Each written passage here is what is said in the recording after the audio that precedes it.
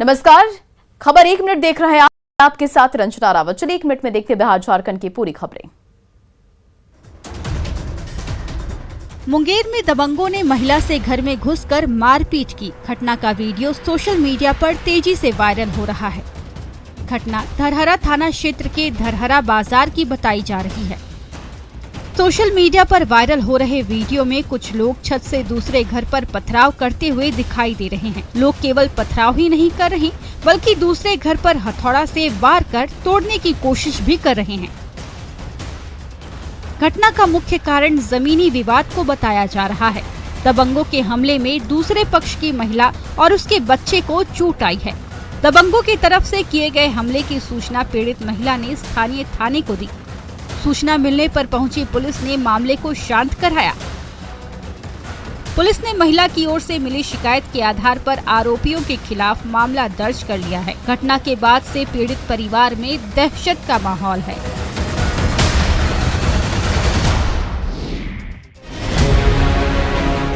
बिहार में पूर्ण शराबबंदी को सफल बनाने के लिए पुलिस की ओर से शराब माफिया पर लगातार शिकंजा कसा जा रहा है। शराब माफिया की धरपकड़ के लिए ड्रोन कैमरे से निगरानी की जा रही है। बावजूद इसके शराब तस्कर पुलिस को खुली चुनौती दे रहे हैं। इसी कड़ी में गया के नक्सल क्षेत्र मैगरा थाना के जंगलों में अवैध देसी शराब बनाने का मामला सामने आया है, जिसका वीडियो वायरल होने के बाद पुलिस जांच में जुट गई है। यहां दिन के उजाले में ही शराब निर्माण कर आसपास के गांवों में भेजी जा रही है। भट्टी के पास सैकड़ों लीटर देसी शराब को उजले रंग की प्लास्टिक की पन्नी में पैक कर रखा जाता है, जिसके बाद शराब माफिया इसे आसपास के इलाकों में बेचते हैं। इन इलाकों में छापेमारी करने में उत्पाद विभाग और स्थानीय पुलिस को काफी परेशानी झेलनी पड़ती है और इसी का फायदा उठाकर शराब माफिया यहां शराब बनाते हैं और बेचते भी हैं।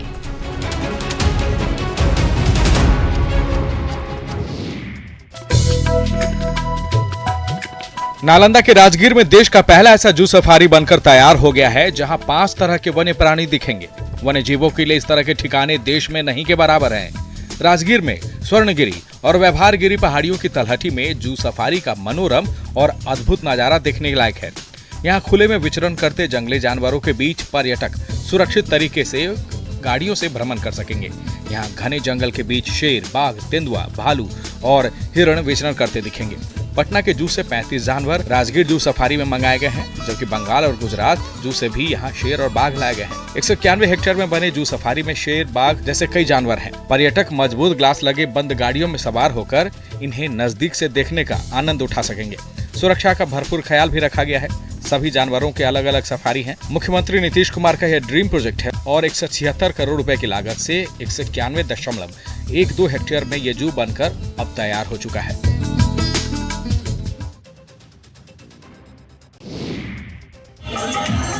भागलपुर के सुल्तानगंज में माघी पूर्णिमा को लेकर कलश यात्रा निकाली गई। अजगैबीनाथ धाम में माघी पूर्णिमा को लेकर सैकड़ों की संख्या में भव्य कलश यात्रा निकाली गई।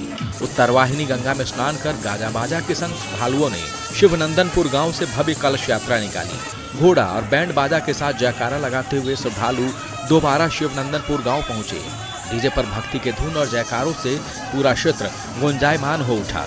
भक्ति के संगम से इलाका भक्ति के माहौल में डूब गया। जुलूस के आगे हाथ में कलश लिए श्रद्धालु गीत गुनगुनाते चल रहे थे। युवक बैंड बाजे की धुन पर जय घोष करते हुए आगे बढ़े जा रहे थे। सैकड़ों की संख्या में जयकारा लगाते हुए कलश यात्रा में श्रद्धालु पैदल नंगे पांव चल रहे थे। कलश यात्रा जिस किसी भी गली से होकर गुजर रही थी, लोग उनका स्वागत भी करते दिखे। वैदिक मंत्रोच्चारण के बीच यज्ञ मंडप में कलश की स्थापना की गई। दरअसल माघी पूर्णिमा को लेकर शिवनंदनपुर गांव में रामधुन होना है और इसी के लिए शिवनंदनपुर गांव से कलश यात्रा निकाली गई है। उम्मीदों की किरणों को निहार रहे शख्स को वाटरमैन कह सकते हैं। देवघर के समीर अंसारी। गुलीपाथर के रहने वाले समीर अंसारी पिछले 5 सालों से एक बांध और तालाब की खुदाई अपने हाथों से कर रहे हैं। देवघर की लाइफलाइन माने जाने वाली डढ़वा नदी के किनारे एक बंजर भूमि को एक कुदाल के सहारे मिट्टी काटकर ये बांध का निर्माण कर रहे हैं। दशरथ माझी की तरह एकला चलो के संकल्प को सार्थक कर रहे हैं समीर अंसारी की कहानी भी कुछ ऐसी ही है। समीर अंसारी कई सालों से अकेले एक बांध और तालाब का निर्माण कर रहे हैं, वह भी सिर्फ इसलिए कि इनके इलाके के लोगों को पीने का पानी मिल सके। बांध और तालाब निर्माण का जुनून इन पर ऐसा है कि यहाँ के लोग इन्हें पागल कहने लगे हैं। लेकिन यह पागलपन इस कदर जुनून में तब्दील हो चुका है कि समीर अंसारी कहते हैं कि जब तक खोदेंगे नहीं तब तक छोड़ेंगे नहीं। यह बांध काफी हद तक बन गया है और तालाब की खुदाई जारी है। सुबह 5 बजे से ये अपने काम के लिए निकल जाते हैं और शाम तक यहाँ खुदाई करते रहते हैं। माघी पूर्णिमा को लेकर श्रद्धालुओं में उत्साह देखने को मिल रहा है। बड़ी संख्या में श्रद्धालु गंगा नदी के तट पर स्नान के लिए इकट्ठा हुए हैं। गंगा स्नान के लिए सुबह से ही बड़ी संख्या में पुरुष और महिलाएं नदी के तट पर आ रही हैं। बिहार में कोरोना संक्रमण में गिरावट के बाद राज्य सरकार ने भी नदी तट पर आने वाले श्रद्धालुओं के लिए कोई प्रतिबंध नहीं लगाया है। भागलपुर के सुल्तानगंज गंगा घाट पर बड़ी संख्या में श्रद्धालु नदी में डुबकी लगा रहे हैं। स्नान के साथ साथ शिव भक्त गंगा से जल लेकर देवघर की ओर रवाना हो रहे हैं। 2 साल बाद भक्तों की भारी भीड़ नदी तट पर दिखाई पड़ रही है। गंगा स्नान के लिए पहुंचे लोग स्नान के बाद भगवान शिव की पूजा कर रहे हैं। भक्तों की भीड़ को देखते हुए स्थानीय प्रशासन ने गंगा घाट पर सुरक्षा का विशेष इंतजाम किया है, जिससे श्रद्धालुओं को किसी तरह की परेशानी न हो।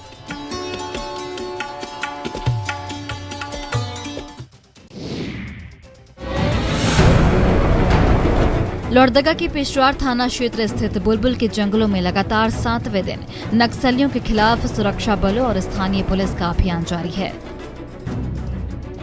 सुरक्षा बल के जवान नक्सलियों की धरपकड़ के लिए अभियान चला रहे हैं, जिसके कारण नक्सलियों में दहशत का माहौल है।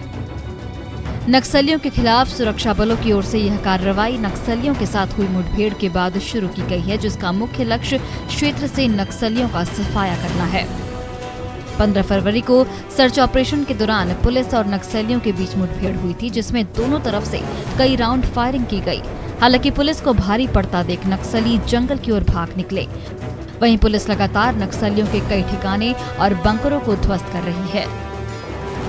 प्रतिबंधित भाकपा माओवादियों की घेराबंदी से नक्सली जंगलों में दुबके हुए हैं, जिसके कारण उनकी गतिविधियों में कमी दिखाई दे रही है।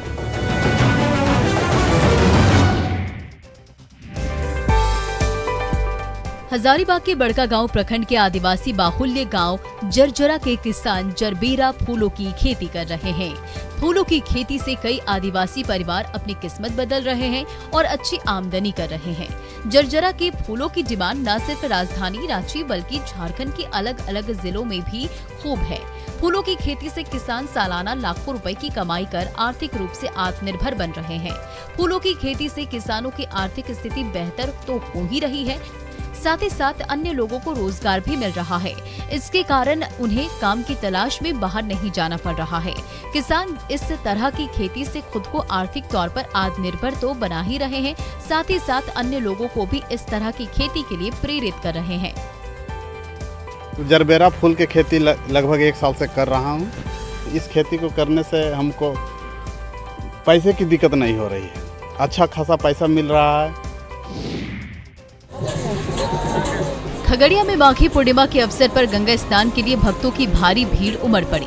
परबत्ता प्रखंड की अगुबानी घाट पर भारी संख्या में श्रद्धालु गंगा स्नान के लिए जमा हुए। इस दौरान लोगों ने गंगा में स्नान कर पूजा अर्चना की और मेले का आनंद भी उठाया।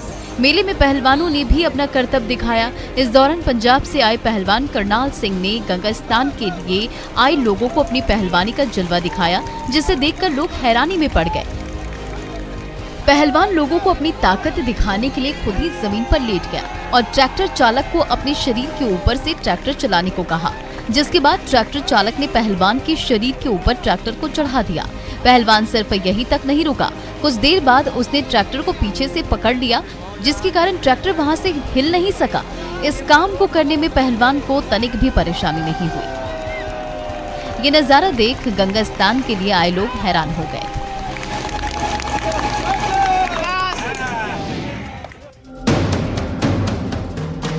कहीं छत टूट चुकी है तो कहीं मकान की दीवार गिर गई है, कहीं दरवाजे का चौखट सर गया है तो कहीं खिड़कियां दम तोड़ चुकी है। भवन में जगह जगह पेड़ उग गए हैं, मकानों की दीवार क्रैक हो गई है।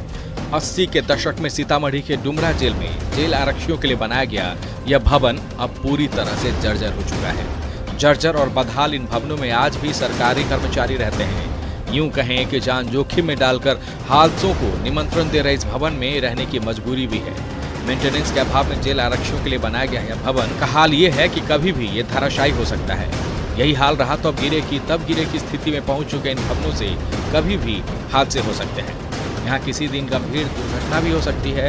हालांकि कुछ साल पहले इन भवन को जर्जर करार देते हुए इसे तोड़ देने का निर्देश जारी किया गया, लेकिन विकल्प का अभाव और भवनों की दशा सुधारने की पहल न होने की वजह से इन भवनों में खतरे के साए में रहने को जेल के कर्मचारी मजबूर हैं।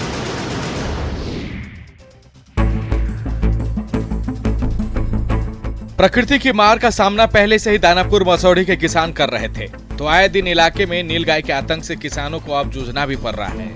मसौढ़ी के हरवंशपुर और उस्मान नगर में झुंडों में आकर नीलगाय खेतों में लगी फसलों को नुकसान पहुंचाते रहते हैं। हाल ये है कि किसानों को अपनी फसल बचाने में मुश्किलें हो रही है। खेतों में एक साथ 40 से 50 नीलगाय झुंड बनाकर आती है। फसल को चरने के अलावा ये नीलगाय फसलों को बर्बाद भी कर देते हैं। इलाके के ज्यादातर गाँव में दर्जनों नीलगाय के झुंड को फसल बर्बाद करते देखा जा सकता है। नीलगाय से खेतों में लगी फसलों को बचाने के लिए किसान कई जुगाड़ भी करते हैं, लेकिन इतने जुगाड़ लगाने के बाद भी किसानों का फसल बच जाए इसकी कोई गारंटी नहीं। रात का अंधेरा हो या फिर दिन का उजाला, इससे इन जंगली जानवरों को कोई फर्क नहीं पड़ रहा है। खाने से ज्यादा इनके पैरों से फसल की बर्बादी हो रही है। ऐसे हाल में इलाके के किसान भगवान भरोसे खेती करने को मजबूर हैं।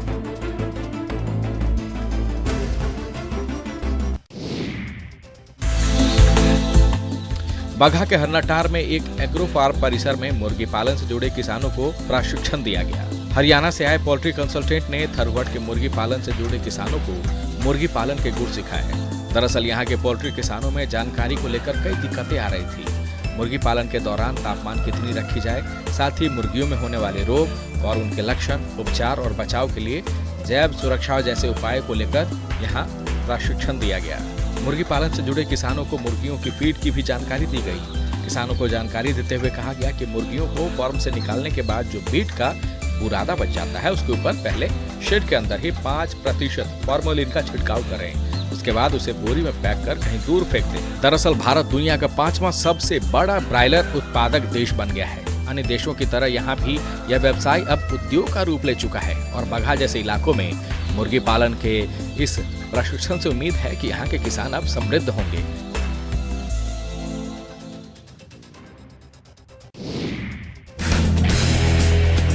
रोहतास जिले के सासाराम में लड़कियों का खेल के प्रति रुझान बढ़ने लगा है। खेल को लेकर इन लड़कियों में जुनून और जज्बा दोनों साफ साफ दिखाई पड़ रहा है। कबड्डी जैसे लोकप्रिय खेल की धुन में मस्त ये लड़कियां अपने विरोधियों से मैदान पर भिड़ने को तैयार हैं। खेल का जुनून इन लड़कियों के ऊपर इस कदर सवार है कि कम संसाधनों के बाद भी ये सासाराम के न्यू फजलगंज स्टेडियम में नियमित रूप से खेल की प्रैक्टिस कर रही हैं।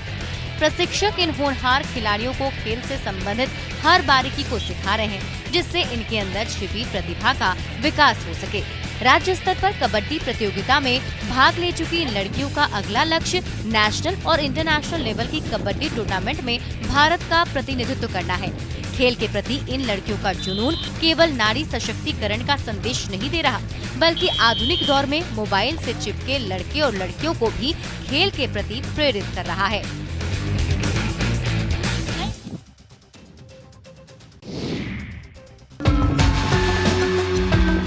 जिन वस्तुओं को लोग कबाड़ समझ कूड़े में फेंक देते हैं, उन्हीं वस्तुओं को सहेजकर औरंगाबाद निवासी शशिकांत ओझा विभिन्न तरह की कलाकृतियां बना रहे हैं।